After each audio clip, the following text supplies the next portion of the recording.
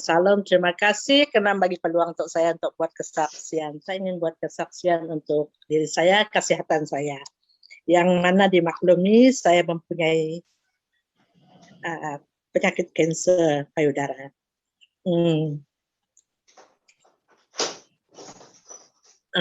Saya baru mengadakan cek darah kan pada 28 hari bulan 12.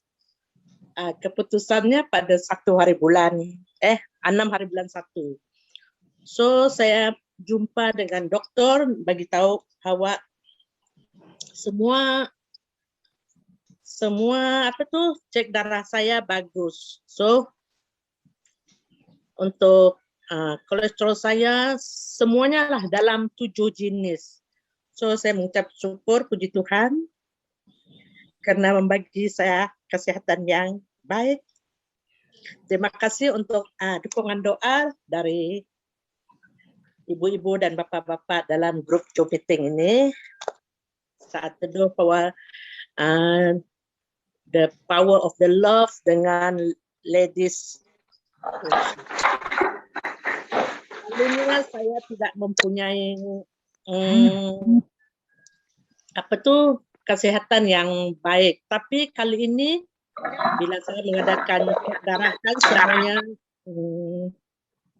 oke. Puji Tuhan karena Tuhan baik dan Dia telah menyembuhkan saya. Terima kasih, itu saja kesaksian saya untuk pagi ini. Wow, terima kasih. Beri tepuk tangan dong buat Tuhan kita. Allah kita dahsyat ya. Persiapkan hambanya. Persilakan hambanya Ibu Pendeta Sylvia.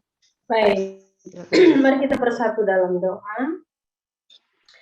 Bapa di surga, terima kasih untuk kesempatan yang sangat indah. Di pagi hari ini, Engkau memberkati kami, Ladies Worship Zoom Online, untuk bisa datang kepada Tuhan, bersekutu, memuji, menyembah, dan memuliakan nama Tuhan. Terima kasih Tuhan untuk kekuatan kesehatan. Terima kasih untuk hati yang haus akan Tuhan. Karena kami yakin dan percaya saat kami ada dalam Zoom online ini, kami semua rindu diberkati oleh Tuhan. Rindu diberkati oleh kebenaran firman Tuhan. Karena kami sadar bahwa firman itulah yang memampukan kami, menolong kami, memberikan kekuatan kepada kami untuk menjalani kehidupan kami sebagai wanita-wanitanya Allah. Sebagai seorang istri, sebagai seorang mama bagi anak-anak kami, sebagai mertua, dan sebagai apapun kami yang Kau percayakan. Sebab itu Tuhan berkatilah kebenaran firman Tuhan yang Engkau percayakan untuk hamba sampaikan kepada kami pagi hari ini. Dan setiap ibu-ibu yang hadir, bahkan ada beberapa bapak-bapak yang hadir untuk mensupport kami, untuk mendukung, mendoakan kami pada pagi hari ini. Berkatilah waktu ini Tuhan, seluruh peralatan yang kami gunakan, sinyal, handphone, laptop, diberkati, dijamah oleh Tuhan, agar semua berjalan baik, terlebih listrik di mana kami berada, juga diberkati oleh Tuhan. Sehingga dapat mendukung seluruh proses pemberitaan firman Tuhan pada pagi hari ini. Demi nama Yesus Tuhan kami berdoa dan berserah. Berfirmanlah Engkau Allah Roh Kudus, kami siap untuk mendengarkan, terlebih melakukan dengan kekuatan Allah. Demi nama Yesus kami berdoa. Yang percaya katakan, amin. Amin. Haleluya. Bapak Ibu Saudara yang terkasih dalam nama Tuhan, ada dua bapak ya kalau saya tidak salah, ada Pastor Surbakti dan Charles. Apakah masih di posisi? Saudara Charles dan para ladies, ibu-ibu sekalian yang luar biasa pada pagi hari ini. Saya melihat ini ibu-ibu ini rata-rata ini ibu-ibu yang sudah berpengalaman semua ya. Ibu-ibu yang berpengalaman karena ini juga kelihatan dari ofisnya, dari wajahnya gitu ya. Karena kalau boleh jujur nih, pasti ini 30-an tahun ke atas, betul nggak? Tapi saya nggak tahu yang nggak open kamera ya. Tapi nggak jadi masalah. Ini menunjukkan betapa para ladies ini selalu menjadi penyemangat. ya, dan memberi pengaruh yang luar biasa bagi keluarga, bagi gereja, bagi lingkungan pekerjaan masyarakat Amin. berada ya. Dan itu juga menjadi satu fenomena ya, di mana saya melayani, saya melihat bahwa ibu-ibu rata-rata yang 40-an atau 35 atau 40 tahun ke atas itu benar-benar apa ya, semangat gitu ya. Di mana-mana mereka ada dalam ibadah, dalam persekutuan gitu ya. Dan ada ibu-ibu muda, saya dulu sampai di satu gereja pelayanan ya, saya itu menjadi satu keprihatinan saya, di mana ibu-ibu muda, ibu-ibu produktif gitu ya, 40-an tahun ke bawah gitu ya. So akhirnya kita membentuk komisi wanita muda dan komisi wanita tua. Akhirnya komisi wanita tua menjadi komisi lansia gitu ya. Dan itu berhasil loh ibu-ibu ya. Kenapa? Karena kita datangi pribadi, lepas pribadi, ayo kamu kan masih muda, semangat. Yang muda tuh kan biasanya tuh sangat produktif banget gitu ya, masih bisa kerja ini kerja itu, idenya kreatif gitu ya. Kenapa justru tinggal di rumah gitu ya, sibuk sendiri dengan pekerjaan, sementara yang udah usia 50, 55, 60 tahun, bahkan hampir 70 tahun, sudah kakinya udah susah jalan, masih begitu semangat ke gereja gitu ya, untuk persekutuan gitu ya. Jadi satu tantangan. Tapi luar biasa, walaupun usia kita tidak muda lagi gitu ya, tetapi semangatnya masih semangat 45. Amin. Amin. Saya senang sekali melihat ibu-ibu pada pagi hari ini. Baik, kita akan belajar firman bersama-sama. Mari kita buka Lukas pasal 10. Waktu saya 20 menit, mohon kontrol saya karena kecenderungan saya tidak terkontrol. Baik, kita buka firman di dalam Lukas pasal 10. Ayat 38 hingga ayatnya yang 42. Mari yang sudah buka Alkitab kita baca bersama-sama ya. Lukas pasal 10 ayat 38 sampai 42. Maria dan Marta 1, 2, 3. Ketika Yesus dan murid-muridnya dalam perjalanan, tibalah ia di sebuah kampung. Seorang perempuan yang bernama Marta menerima dia di rumahnya. Perempuan itu mempunyai seorang saudaranya yang bernama Maria. Maria ini duduk dekat kaki Tuhan dan terus mendengarkan perkataannya. Sedangkan Marta sibuk sekali melayani. Ia mendekati Yesus dan berkata, Tuhan, tidakkah engkau peduli bahwa saudaraku membiarkan aku melayani seorang diri? Suruhlah dia membantu aku. Tetapi Tuhan menjawab, Marta, Marta, engkau khawatir dan menyusahkan diri dengan banyak perkara, tetapi hanya satu saja yang perlu. Maria telah memilih bagian yang terbaik, yang tidak akan diambil daripadanya. Ya, ibu-ibu, ladies worship yang terkasih dalam nama Tuhan, ya, ini tidak asing lagi bagi kita sebagai kaum wanita, kaum perempuan ya, karena ini seringkali menjadi ayat yang digunakan oleh para hamba Tuhan untuk menjadi dasar atau dalil dalam menyampaikan firman, renungan ataupun seminar-seminar. Dan saya percaya sudah puluhan bahkan ratusan topik barangkali yang sudah kita dengar dari pembahasan tentang Lukas pasal 10 ayat 38 dan sampai 42 berbicara tentang Marta dan Maria. Baiklah, pada pagi hari ini saya percaya karena firman itu selalu baru, amin, dan saya percaya ada berkat baru lagi yang akan kita dapatkan.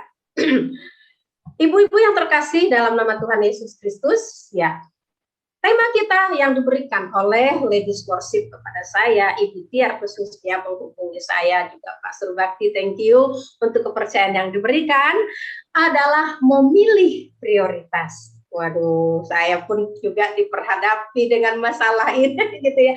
Memilih prioritas. Gimana nih? Saya udah bisa belum memilih prioritas yang utama gitu ya. Kemudian saya ditantang untuk berbicara dan menyampaikan kepada ibu-ibu ya.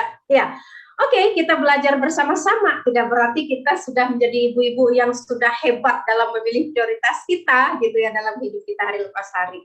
Memilih berarti menentukan atau mengambil sesuatu yang kita anggap sesuai, yang kita anggap penting lah itu ya kalau menurut saya. Menurut KB itu menurut kesukaan, menurut selera gitu ya.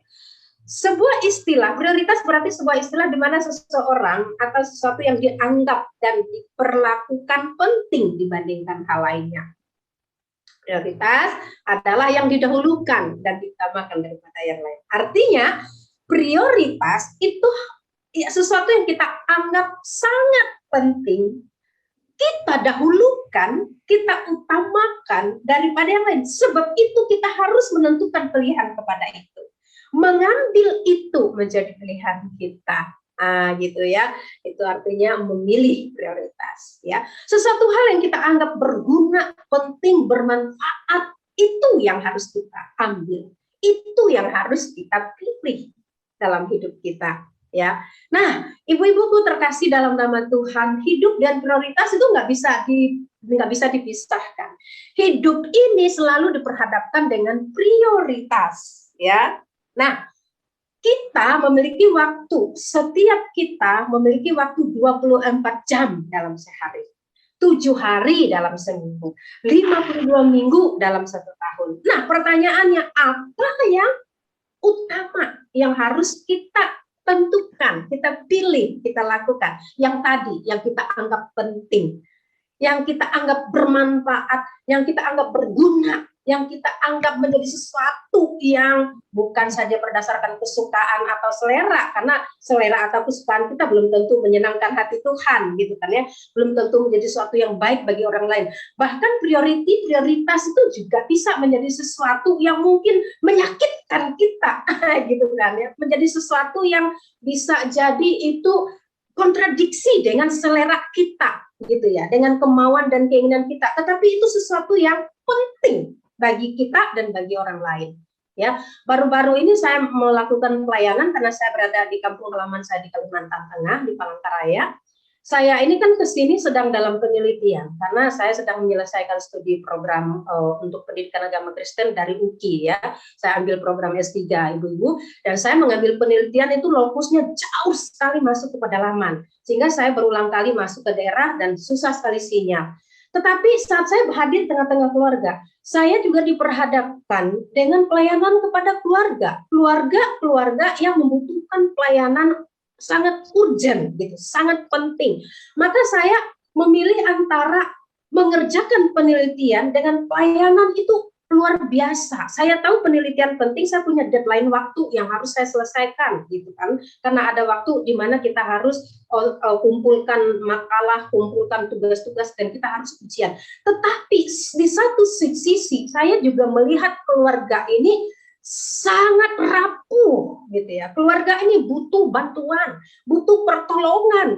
Saya harus membuat satu prioritas, gitu ya. Dan memang saya harus membagi waktu saya, dan puji Tuhan pelayanan tidak mudah. Akhirnya saya pun melayani, dan puji Tuhan keluarga Tuhan tolong, Tuhan berkati. Nah, itu tadi pilihan yang saya mau katakan, memilih prioritas itu adalah bagaimana salah satu dari keluarga saya itu di rumah tangganya kacau karena perempuan ketiga.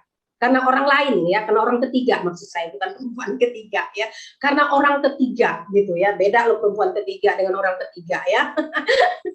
Ya, jadi karena orang ketiga 17 tahun keluarga ini diganggu, diusik oleh orang ketiga, dan keluarga hanya mengeluh, menderita, susah, dan tidak ada yang berani berkata tegas. Karena yang pria ini, yang keluarga ini termasuk orang yang berpengaruh dalam keluarga.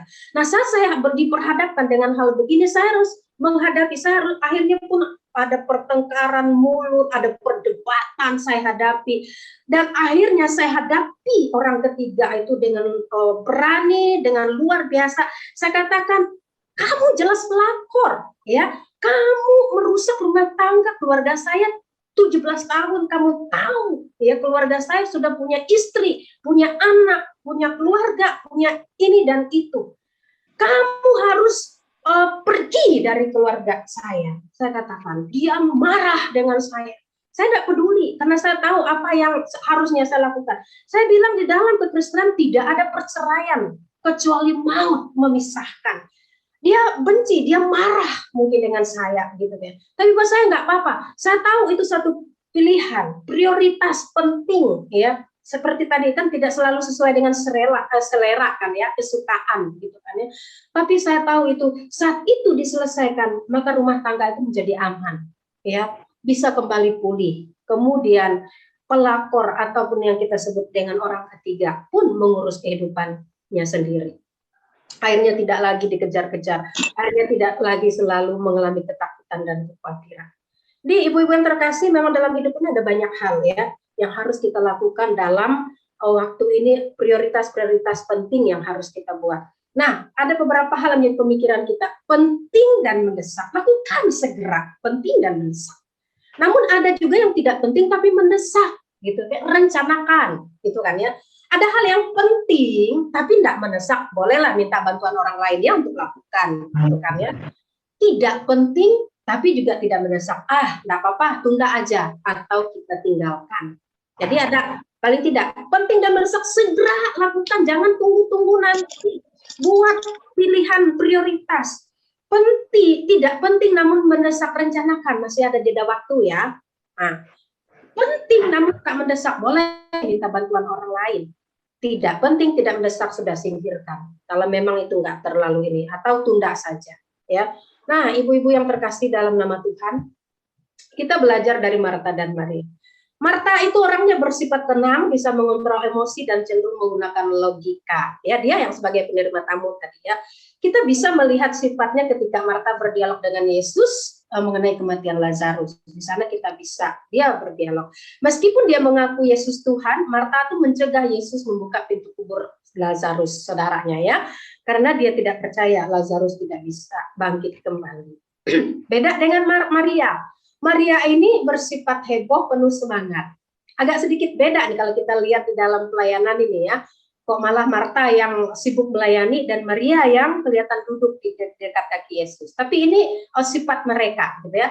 Maria impulsif, ceria, bisa mempengaruhi emosi orang dengan moodnya. Ya, ketika menghadapi masalah, Maria itu cenderung dipenuhi perasaannya. Bahkan ketika Tuhan Yesus datang pada Lazarus yang sudah mati, Maria itu langsung percaya dan menyerahkan semua masalah tangisannya kepada Yesus, dan dia percaya bahwa Yesus sanggup. Agak sedikit beda dengan Marta ya. Mereka berdua ini bersaudara. bersaudara dengan Lazarus. Nah, ibu-ibu yang terkasih, bapak ibu yang terkasih, dalam perjalanannya Yesus itu kan berjalan dari satu kota ke kota lain, desa satu ke desa yang lain gitu bersama dengan murid-murid. Ia mampir ke rumah Marta dan Maria. Dan kalau teks firman Tuhan tadi, Marta yang menyambut Tuhan Yesus di rumahnya ya. Nah, sebagai tamu penting, tentu saja mereka berdua mempersiapkan segala sesuatunya bagi Yesus. Dan sangat kemungkinan besar Yesus tidak seorang diri. Yesus itu selalu bersama-sama dengan murid-muridnya kok kalau kemana-mana. Jadi pada saat ini tentu saja Yesus tidak seorang diri. Pasti paling tidak bersama dengan beberapa muridnya. Apa topik yang dibicarakan? Kita tidak tahu persis. Tetapi yang jelas bahwa Yesus itu kan selalu bercerita dan selalu mengajar dimanapun dia berada. Itu kebiasaan Yesus. Pada saat dia di perahu, dia bercerita, dia mengajar. Apalagi ini di rumah Marta, Maria. Ya. Nah, dengan kedatangan Yesus, Maria dan Marta tentu sangat gembira. Ya, kita bisa bayangkan bagaimana menyambut tamu penting. Yesus itu viral loh pada zaman itu. Ya, pemuda yang hebat, gagah perkasa, ganteng, kata Ibu Joy dari Surabaya. Yakin nggak kalau Yesus itu ganteng?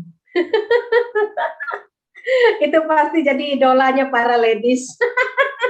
Jadi idolanya para ladies gitu kan ya. Saya sangat yakin gitu kan ya. Dan apalagi kan orang-orang bagian timur itu kan begitu, tinggi besar, putih gitu kan ya, belum lagi jenggotan atau pakai jambes ini gitu kan ya. Jadi tambah lagi ini orang lagi viral, kenapa? Dia pengajarannya tuh loh bikin orang terkagum-kagum gitu loh. Setiap kali dia ngomong tuh bikin orang terpesona, bikin orang terheran-heran. Oh, jangankan pada saat Yesus ngomong, saat pendeta ngomong aja tentang omongan Yesus, kan para ladies terpesona. ya kan, gitu kan, ya.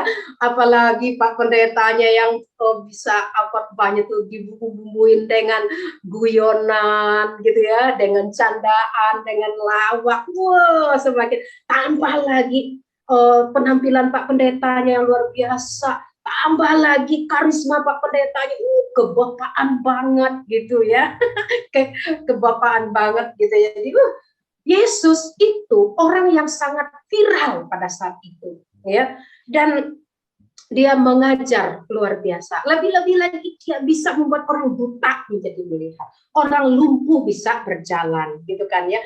Orang tuli bisa mendengar, orang mati bisa hidup kembali. Wow, luar biasa. Jadi ini bukan tamu biasa, ini tamu luar biasa, gitu loh ya.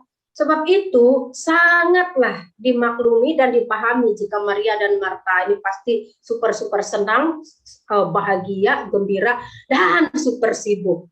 Siapa yang super sibuk di sini? Nah, Marta sibuk mempersiapkan makanan, sedangkan kakaknya, itu Maria itu kakaknya Maria itu hanya duduk dan mendengarkan apa yang Yesus katakan. Normalnya bagi para perempuan, khususnya untuk kaum Yahudi, ya sampai hari ini ya, kalau perempuan itu biasanya berada di dapur ketika seseorang datang pada masa itu, bahkan pada hari ini juga ada budaya-budaya tertentu begitu, gitu ya. Yang menyambut bapak-bapak tuh, menyambut tamu itu biasanya kan bapak-bapak, kecuali tamu itu perempuan ya. Ya kan? Nah, ini kan Yesus dan murid-murid, dan mereka kebanyakan tuh yang para pria pada saat itu, gitu kan ya. Jadi perempuan biasanya mengurus hal-hal di dapur, gitu. Nah, sikap Maria untuk duduk mendengarkan perkataan Yesus di kaki Tuhan, ya, Yesus itu adalah sesuatu yang sangat istimewa loh pada saat itu. Tidak banyak perempuan yang duduk ketika seorang tamu datang. Kenapa? Budaya orang Yahudi juga kan, yang pertama kita harus memahami bahwa budaya orang Yahudi itu budaya apa namanya ini, saya lupa istilahnya ini, patriarkal ya Ibu ya.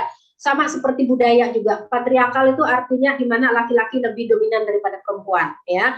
Dan budaya kita di Indonesia juga kan banyak begitu gitu ya. Ada suku-suku tertentu di mana para pria itu mendominasi para perempuan gitu kan ya. Nah, kaum Yahudi juga kan menganut itu ya, budaya patriarkal. Jadi bahkan kecenderungannya perempuan pada kaum Yahudi itu adalah tidak dianggap ya. Tidak terlalu diperhitungkan, sehingga saat mereka berbicara menjadi pengajar dan apa tuh nggak terlalu didengar mereka, karena memang itu bagian yang tidak terlalu diperhitungkan. Ya, bahkan anak-anak orang Yahudi itu yang menerima didikan Taurat itu para laki-laki, anak pria, sementara yang perempuan itu ya diajar di rumah dan mereka mengurus segala sesuatu di rumah gitu kan ya.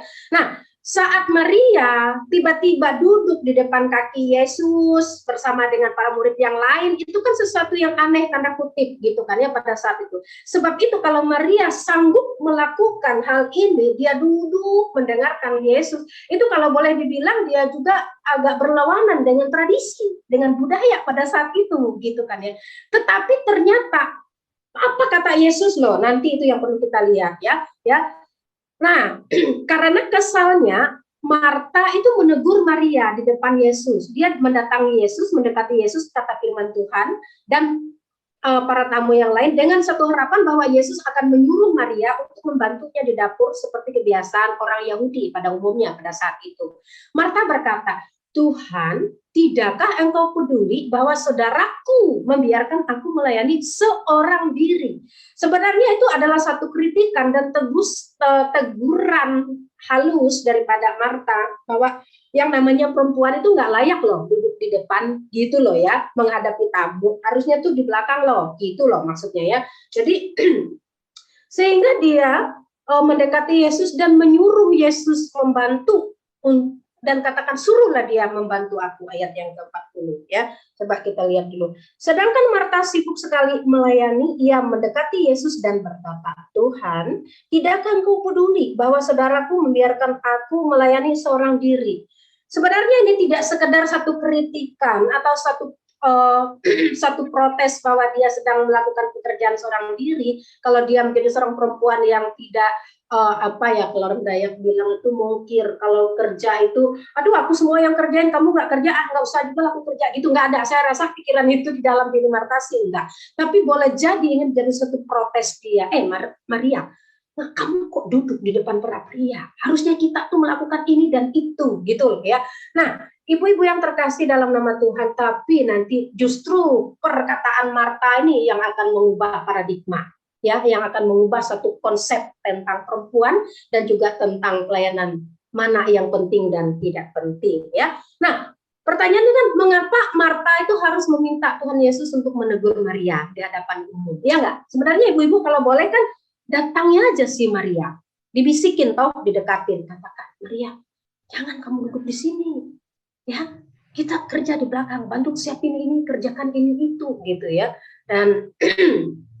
Dan Maria bisa saja beranjak dan membantu mempersiapkan. Nah, di sini sebenarnya ada satu sikap yang meminta pembenaran dari Marta, ya, dari tindakan Marta. Ia ingin Yesus membelanya dan mengatakan bahwa satu segi dialah yang benar dengan sibuk bekerja untuk melayani. Maria salah karena hanya duduk dan tidak membantu. Ya, jadi di sini kita melihat bahwa ada satu permintaan pembenaran, ya, bahwa yang benar itu adalah aku yang sibuk di dapur, sibuk melayani, sedangkan yang duduk di depan kaki Yesus dan duduk mendengar perkataan Yesus dan murid-murid itu tidak benar atau salah, ya. Nah, sebenarnya jika Marta tidak meminta Yesus menegur Maria, maka saya percaya Yesus pun juga tidak akan menegur Marta demikian, ya. Marta, engkau khawatir dan menyusahkan diri dengan banyak perkara, ya. Tetapi hanya satu yang perlu. Maria telah memilih bagian yang terbaik, yang tidak akan diambil daripadanya. Ya, jadi ibu-ibu terkasih dalam nama Tuhan, akhirnya Yesus itu membuat satu statement atau satu jawaban yang di luar perkiraan Marta. Harusnya kan harapan Marta itu, ya kan, kasih tahu tuh Maria supaya dia melayani saya, dan juga tadi kan dari sikap segi etika, adat istiadat ya pada saat itu, gitu kan ya. Tetapi justru Yesus, memang inilah Yesus ya, Yesus itu mengubah paradigma, mengubah konsep, mengubah cara berpikir, gitu ya.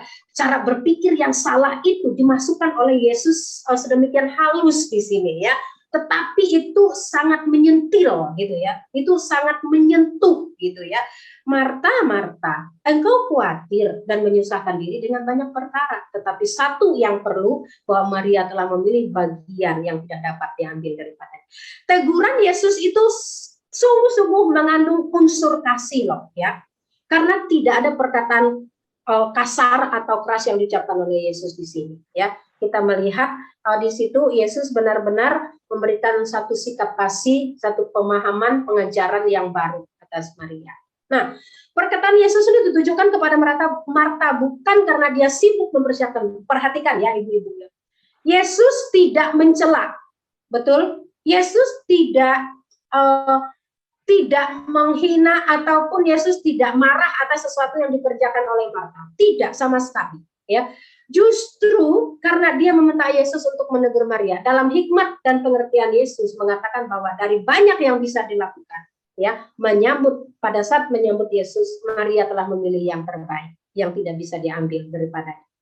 Apakah artinya bahwa kita kan selalu berpikir, ya, bahwa mendengarkan firman itu lebih baik atau lebih prioritas daripada menyiapkan segala sesuatu, makanan dan minuman, nah gitu kan ya.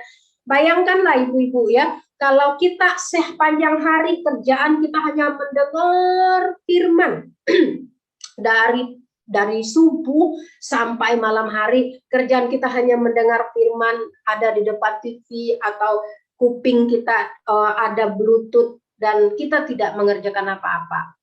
Itu juga akhirnya menjadi batu sandungan, gitu kan ya.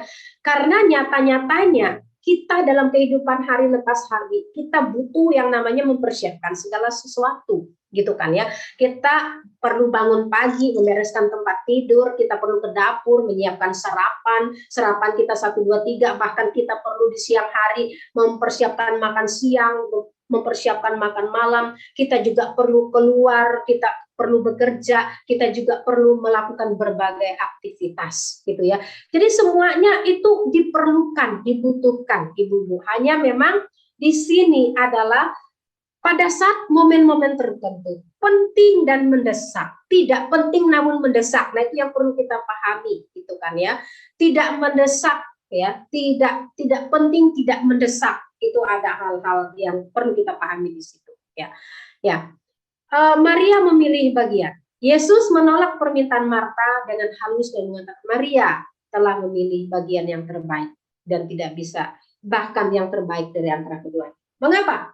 Karena Maria di sini momen Yesus datang bertamu itu tidak selalu ada. Ya, itu yang disebut dengan waktu itu kan ada dua, satu kronos, yang kedua itu kairos. Kronos itu waktu yang akan terus berulang. Hari ini hari Sabtu, kemudian besok akan kembali lagi hari Sabtu. Itu kronos gitu kan ya. Hari Senin balik lagi hari Senin gitu kan ya. Bulan Januari balik lagi nanti tahun depan bulan Januari gitu kan ya, itu kronos. Sementara kairos itu adalah kesempatan.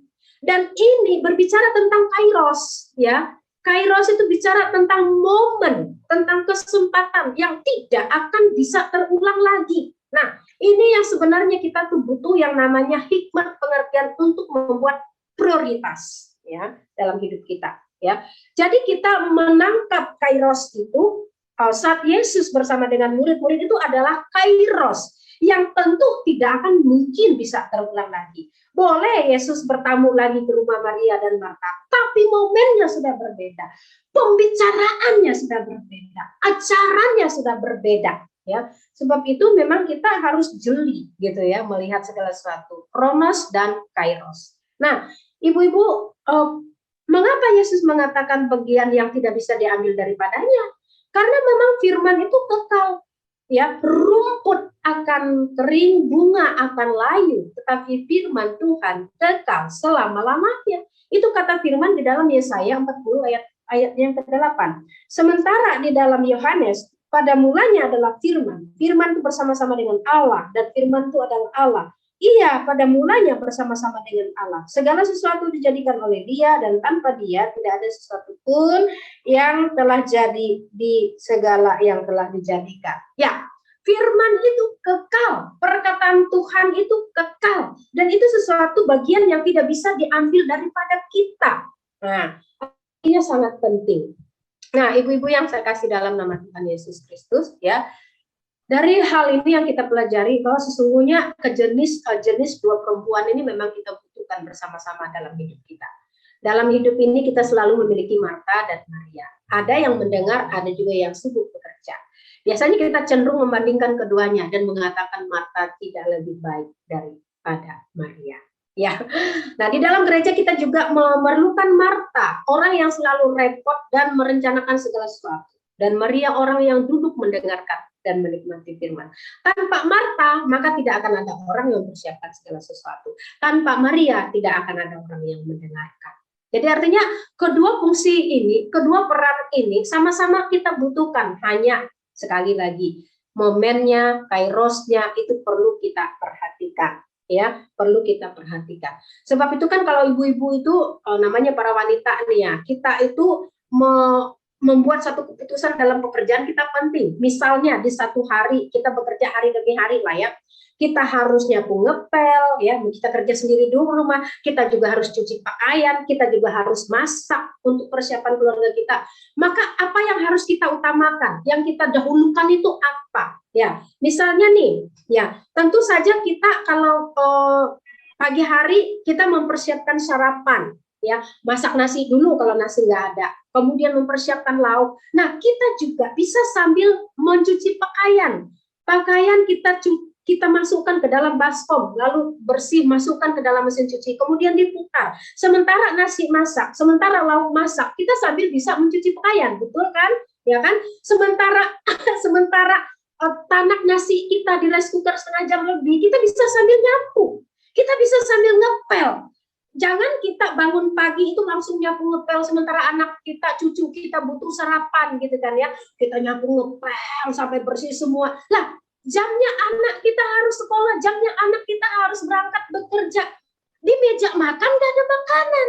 Nah, itu perempuan memang butuh memilih yang prioritas yang mana dulu dikerjakan. Saya tuh suka ngerasain tuh kalau ada acara gereja atau ada pesta, itu kan banyak sekali yang kita mau masak ya. Mau masak mie goreng, mau masak soto, mau masak ayam goreng gitu kan ya, mau masak babi kecap gitu kan ya. Itu perempuan mesti mikir ya, mesti mau masak nasi gitu kan ya. Mikir yang mana yang kita dahulukan ya kan? Apa masak babi kecap dulu? Kan nggak mungkin. Kalau nasi nggak ada, kita butuh nasi, maka kita tanak nasi dulu. Sementara nasinya tanak, kita bersihin babinya, kita bersihin, kita bikin bumbunya, lalu kita sambil goreng bumbunya, dan semuanya bisa berjalan sehingga tepat waktu semuanya selesai. Wah, itu perempuan itu kan perempuan itu memang gitu.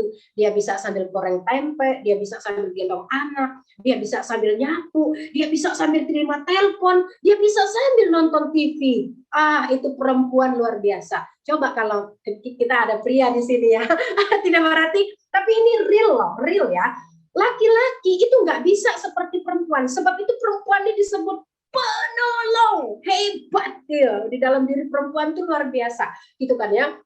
Kalau laki-laki, kita suruh dia sambil nyapu ngepel, sambil gendong anak, sambil goreng tahu tempe, habis yang ada tahu tempenya gosong, ya kan? Nanti yang tadi ya Bu Pendeta. Seru ya, 2 menit lagi, silakan Bu. Oke. Terima kasih. Jadi artinya bahwa sesungguhnya itu Yesus pun nggak mencela ya pekerjaan Marta, betul kan? Enggak. Tetapi maksudnya boleh siapin makan minum tuh untuk Yesus dan tamu-tamu. Tapi kamu tahu nggak, Marta, bahwa setelah kan namanya siapin makan minum kan nggak butuh waktu banyak juga. Kita kan tinggal bikin teh, bikin apa, tapi nggak tahu ya apa yang dipersiapkan pada zaman itu ya. Tetapi sampai dia ngajak Maria itu loh, gitu loh ya, untuk mempersiapkan segala sesuatu. Tetapi Yesus memberi satu. Itu sebenarnya sekali lagi untuk mengubah paradigma kita. Jadi bicara tentang prioritas itu tidak berarti firman Tuhan itu seperti saya katakan dari pagi sampai malam kita bicara tentang firman-firman, mendengar lalu nggak mengerjakan apa yang menjadi tanggung jawab kita di rumah, salah juga kita, gitu kan ya. Jadi memang harus, tetapi intinya di sini jangan sampai kesibukan kita, ya, pekerjaan kita, rutinitas kita membuat kita tuh nggak punya waktu untuk mendengar firman, membuat kita itu nggak punya waktu untuk saat teduh, untuk doa, untuk baca firman, untuk mendengarkan khotbah. Nah, itu loh maksudnya. Jadi, ibu-ibu yang terkasih dalam nama Tuhan, kiranya firman Tuhan pada pagi hari ini kembali mengingatkan kita. Semua pekerjaan itu baik adanya, tetapi kairos itu yang perlu kita pergunakan kesempatan. Karena kairos itu tidak akan pernah terulang. Beda dengan waktu yang disebut dengan kronos, ya. Jadi biarlah kita tetap menjadi Marta dan Maria yang mengerjakan tugas dan tanggung jawab kita, tetapi mana yang penting dan mendesak, ya, segera kerjakan, segera lakukan itu dalam kehidupan kita. Dan jangan sampai akhirnya kita disibukkan dengan rutinitas kita hari lepas hari, karena namanya pekerjaan nggak pernah habis ya ibu-ibu ya. Ibu-ibu ini kan pintar sekali dan sangat rajin. Dia sudah nyapu ngepel, dia masih lihat ada debu di mana, dia masih lihat ada sarang lebah atau sarang laba-laba di mana gitu ya. Akhirnya nggak ada waktu lagi buat doa, buat baca firman, buat mendengarkan khotbah, buat masuk dalam Zoom online. Sekali lagi, Tuhan memampukan dan menolong kita untuk membuat atau memilih prioritas yang terpenting dalam hidup kita. Amin. Tuhan Yesus memberkati. Mari kita berdoa. Bapa di surga, kami bersyukur untuk pagi hari ini. Tuhan memberkati kami dengan kebenaran firman Tuhan. Bahkan melalui Marta dan Maria, Yesus itu mengubah paradigma, mengubah tradisi. Bahwa perempuan pun juga itu layak untuk mendengarkan perkataan Yesus, mendengarkan ajaran Yesus, dan layak duduk di depan. Dan itu menjadi bagian terpenting karena firman itu kekal selamanya. Firman itu yang mengubah hidup kami, firman itu yang menolong kami, memampukan dan menguatkan kami. Tapi kami juga belajar dari Marta bahwa tugas tanggung jawab kami itu banyak di dalam rumah tangga, namun jangan sampai kesibukan itu akhirnya membuat kami tenggelam, lupa. Kami harus bersekutu dengan Tuhan, kami harus berdoa, membaca firman, kami harus juga melayani Tuhan di gereja, di Zoom online, melayani keluarga kami, ataupun melayani siapapun yang Tuhan percayakan. Semuanya penting, tetapi biarlah kami dengan hikmat Tuhan untuk melihat kairos-kairos yang ada, momen-momen yang tidak akan terulang, dan momen-momen yang sangat penting, itu menjadi bagian yang harus kami ambil dan kami tentukan dalam kehidupan kami. Berkat ibu-ibu yang hadir pada pagi hari ini, Tuhan mampukan kami untuk terus memberi prioritas terbaik dalam hidup keluarga kami, dalam pelayanan terlebih bagi Tuhan. Di dalam nama Yesus kami berdoa dan bersyukur. Haleluya. Amin. Amin. Amin. Oke.